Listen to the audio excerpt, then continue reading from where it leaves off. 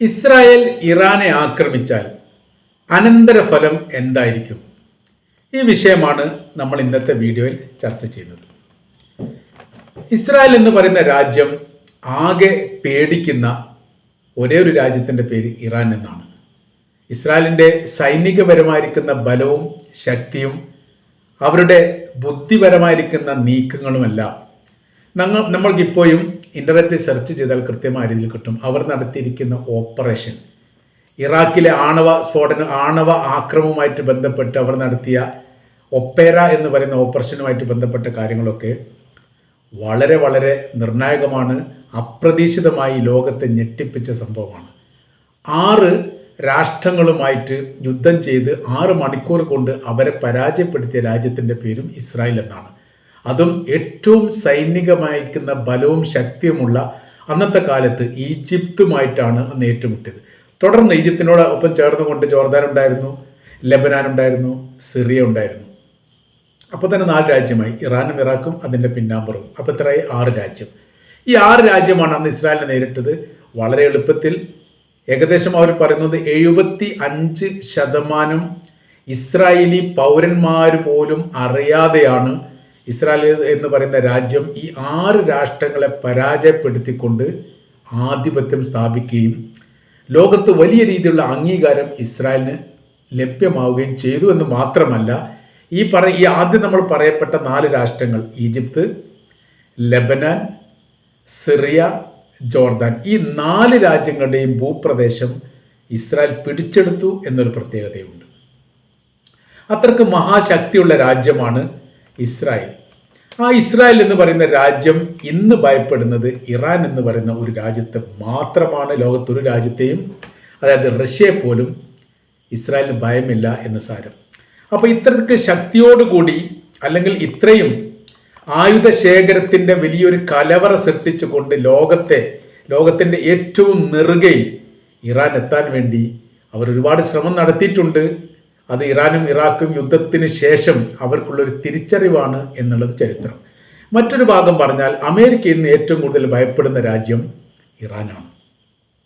ഇറാന്റെ മുൻപിലാണ് അവർ തോറ്റത്. തോൽവി ആദ്യം സമ്മതിച്ചത് യമന്റെ മുമ്പിലാണ്. യമന്റെ മുമ്പിൽ തോൽക്കാനുള്ള കാരണം പിന്നാമ്പുറം ഇറാൻ ഉണ്ട് എന്നതിനാലാണ്.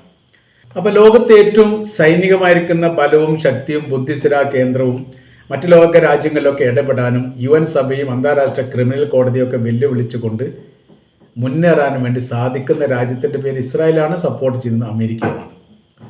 അപ്പോൾ ഈ ഒരു 2 രാഷ്ട്രങ്ങൾ അവർ ഇറാൻ ഭയക്കുന്നു എന്ന് പറയുമ്പോൾ അത് നിസ്സാരമായിരിക്കുന്ന കാര്യമൊന്നുമല്ല. പരമാവധി ശ്രമങ്ങളൊക്കെ ഇറാനെ കീഴ്പ്പെടുത്താൻ വേണ്ടി പതിറ്റാണ്ടുകൾക്ക് മുമ്പേ അമേരിക്ക നടത്തിയിട്ടുണ്ട്. അതെല്ലാം പരാജയപ്പെട്ടതാണ്. സാമ്പത്തിക ഉപരോധം പതിറ്റാണ്ടുകളോളം ഏർപ്പെടുത്തിയിട്ടുണ്ട് അമേരിക്ക ഇറാനെതിരെ. നയതന്ത്ര ബന്ധം അവർ തമ്മിൽ ഒരു കാലത്തെന്ന് വെച്ചാൽ കുറഞ്ഞ വർഷത്തിനിടയിലായിട്ട് ഉണ്ടായിട്ടേ ഇല്ല.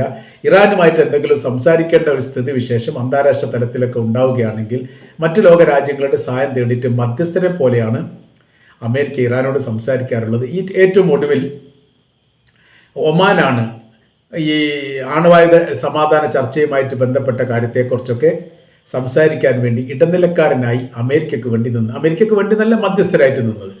അതിൻ്റെ കുറച്ച് മുമ്പ്, ഏതാനും മാസങ്ങൾക്ക് മുമ്പ്, ഏകദേശം ഒരു 5-6 മാസത്തോളമായി അമേരിക്കൻ പൗരന്മാർ ഇറാൻ്റെ കൈവശത്തിലുണ്ടായിരുന്നു.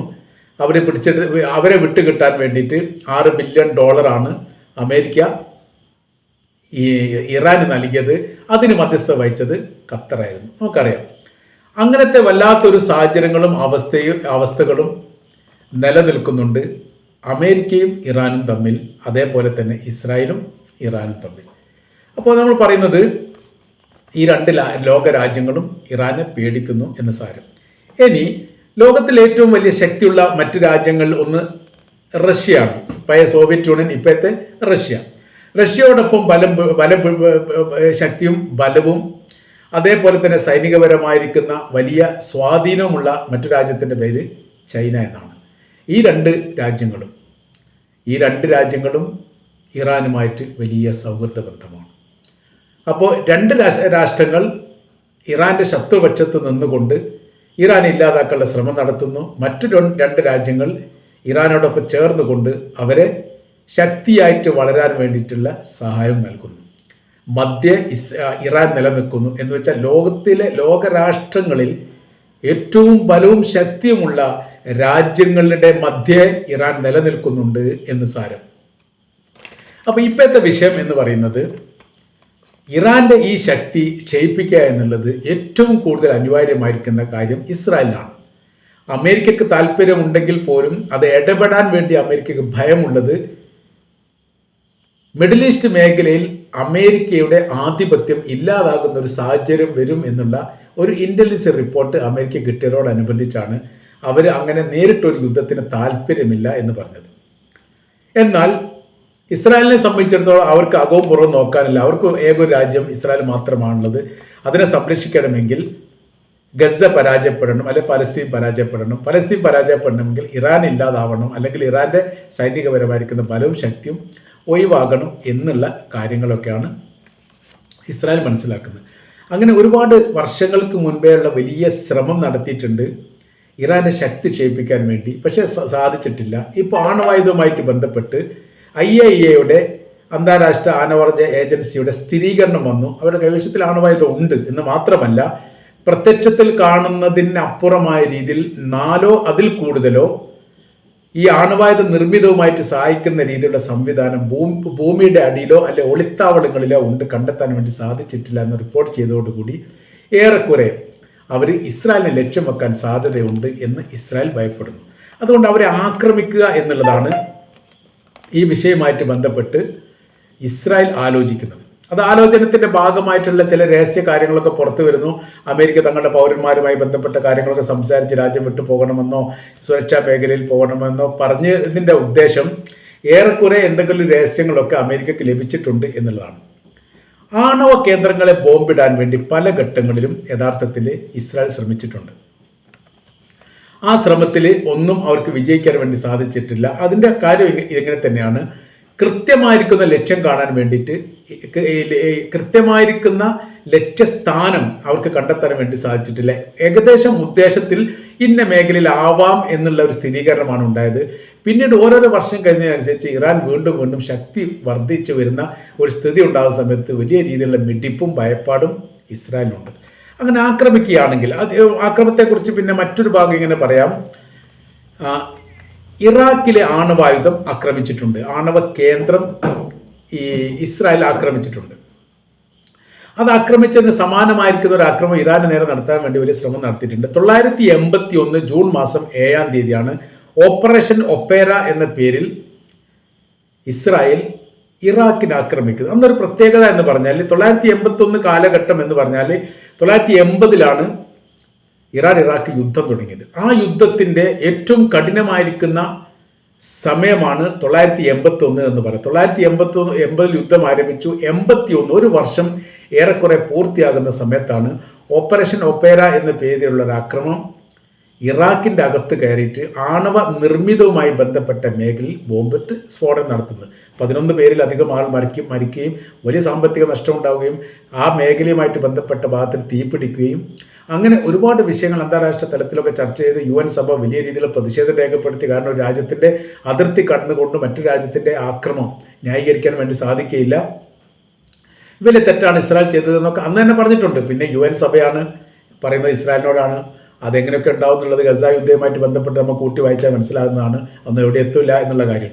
മുസ്ലിം രാജ്യങ്ങളോടോ അല്ലെങ്കിൽ ഈ മൂന്നാം ലോക രാജ്യങ്ങളോടോ ഒക്കെയാണ് ഈ നടപടി കാര്യങ്ങളൊക്കെ UN സഭ നടത്തുന്നതെങ്കിൽ തീർച്ചയായിട്ടും അത് ഇടപെടും, അത് വലിയ രീതിയിലുള്ള നടപടി ഉണ്ടാവും. പക്ഷേ ഇസ്രായേലൊക്കെ ആകുന്ന സമയത്ത് അവരങ്ങനെ ഒഴിഞ്ഞു നിൽക്കാറുള്ളത് സ്വാഭാവികമാണ്. ഇപ്പോഴത്തെ ഒരു വിഷയം എന്ന് പറയുന്നത് 2 പ്രശ്നങ്ങൾ അവർ അഭിമുഖീകരിക്കുന്നുണ്ട്. ഒന്ന്, ഇറാൻ്റെ ശക്തി ക്ഷയിപ്പിക്കണം. രണ്ടാമത്തെ വിഷയം എന്ന് പറയുന്നത് ഇറാന്റെ കൈവശത്തിലുള്ള ആണവായുധ രഹസ്യങ്ങൾ ചോർന്നു പോയത് ഇറാന് കിട്ടിയിട്ടുണ്ട് എന്നുള്ളത് ഇസ്രായേൽ വലിയ ഭയമുണ്ടാക്കുന്ന കാര്യമാണ്. അതിന് തിരിച്ചറിയുക, അതായത് സെൻറ്ററുകളും ഏരിയകളും, ഇത് ശരിക്കും അതിനെക്കുറിച്ചുള്ള വിശദീകരണം പറയുന്നത് സർക്കാരിൻ്റെ കയ്യിലുള്ള ആണവായുധവുമായിട്ട് ബന്ധപ്പെട്ടുള്ള പൂർണ്ണമായിരിക്കുന്ന റിപ്പോർട്ടാണ്. ഏത് ഭാഗത്ത് ഏത് തരത്തിൽ എങ്ങനെയൊക്കെ ആണവായുധമുണ്ട്, അതിൻ്റെ ശേഖരം എങ്ങനെയുണ്ട്, അതിൻ്റെ സംവിധാനം എങ്ങനെയുണ്ട് എന്നതിനെക്കുറിച്ചുള്ള കൃത്യമായിരിക്കുന്ന റിപ്പോർട്ട് രഹസ്യമായ രീതിയിൽ സർക്കാർ സൂക്ഷിക്കേണ്ടതാണ് ഇപ്പോൾ ഇറാൻ അടിച്ചുകൊണ്ടുപോയത്. 17 വയസ്സുള്ള ആൾ പോലും അതിനുവേണ്ടി ചാരപ്രവർത്തി നടത്തിയിട്ടുണ്ട് എന്നൊക്കെ പിന്നീട് റിപ്പോർട്ടായിട്ടൊക്കെ പുറത്തു വന്നതാണ്. ഇറാന്റെ കൈവശത്തിലുള്ള ഇസ്രായേലിന്റെ ആണവ രഹസ്യങ്ങൾ പബ്ലിക്കിലേക്ക് വിട്ടു കഴിഞ്ഞാൽ ഇസ്രായേലിനെ സംബന്ധിച്ചിടത്തോളം എല്ലാ കാലത്തും അതൊരു സുരക്ഷാ ഭീഷണിയായിട്ട് നിലനിൽക്കും. മറ്റ് രാജ്യത്തിന് പോലും ഇസ്രായേലിനെ ആക്രമിക്കാൻ പാകത്തിൽ അതിൻ്റെ സംവിധാനം ഉണ്ടാകും എന്നും ഇസ്രായേൽ ഭയപ്പെടുന്നു.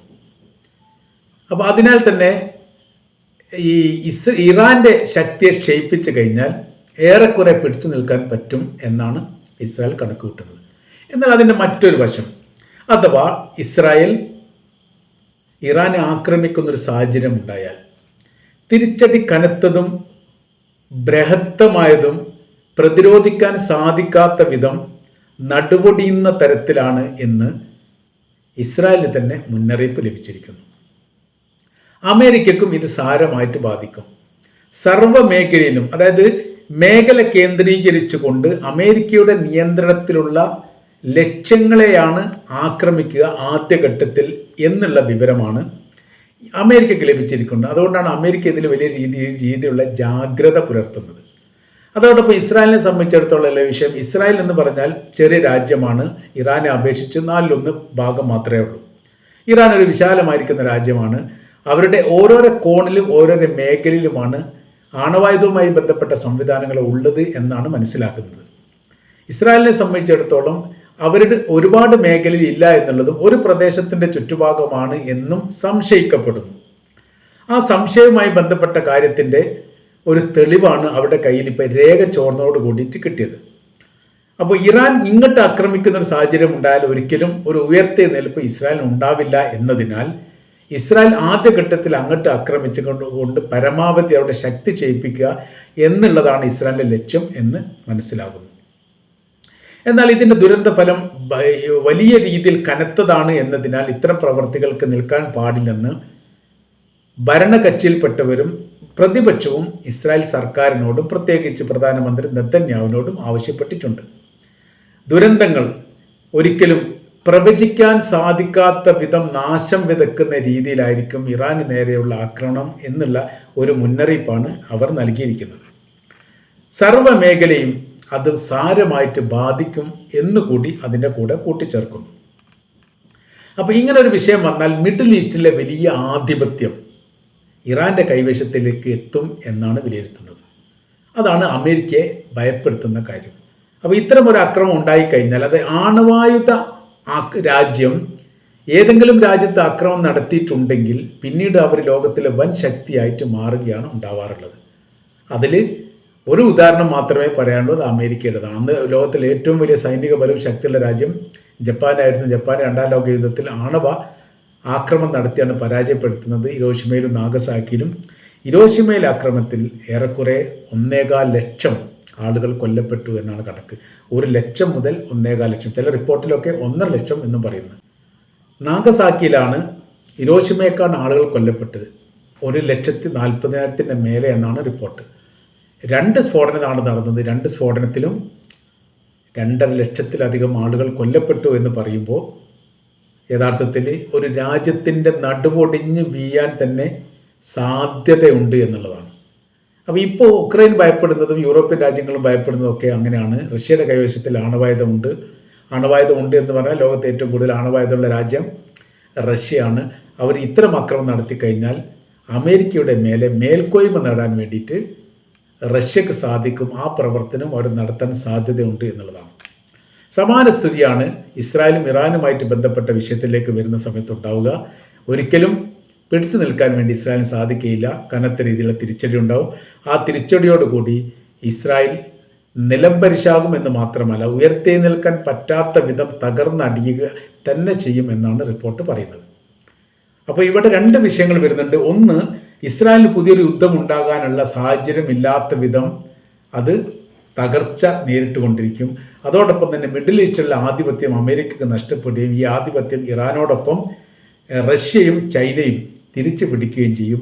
അവർ അപ്രത്യക്ഷമാകുന്നത്, അതായത് അമേരിക്ക അപ്രത്യക്ഷമാകുന്ന ഒരു സാഹചര്യങ്ങൾ നിലനിൽക്കും എന്നുകൂടിയാണ് ഈ വിഷയമായിട്ട് ബന്ധപ്പെട്ട് നമുക്ക് മനസ്സിലാക്കാൻ വേണ്ടിയിട്ട് സാധിക്കുന്നത്.